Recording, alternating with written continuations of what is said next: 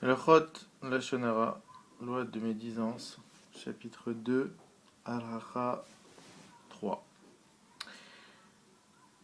Il y a beaucoup de personnes qui pensent à tort que on a le droit de raconter du Lashon Hara, de rapporter quelque chose qui est connu et qui a été dit par trois personnes.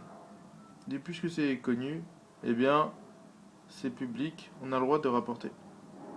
Eh bien, le Chafetz Chaim dit il faut que ça soit clair que la majorité des poskim, des décisionnaires, ils ne font aucune différence entre un Lashon Hara qui a été dit par trois personnes ou non, qui a été public ou non.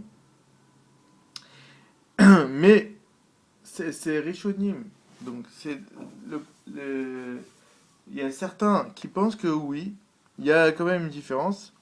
Il s'appuie sur le fait que puisque ça a été dit donc en public, donc c'est quelque chose de connu, mais et donc ils disent qu'il n'y a pas d'interdiction. Mais même d'après ça, il faut savoir que ces Rishonim, ils restreignent la permission à. Il faut remplir cette condition. Donc, et tel qu'il va les détailler plus tard dans le Chavetzaim, dans la suite des chapitres.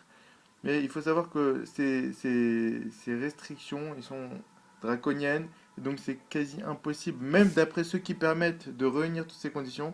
Donc, finalement, et en plus, le Ravestream, il ne sait pas sur qui s'appuyer. Est-ce que c'est sûr que la majorité pense qu'il n'y a pas de quoi s'appuyer. Donc de toute façon, c'est clair que dans tous les cas, que ce soit connu ou non, eh bien, ou rendu public ou non, eh bien, il n'y a aucun.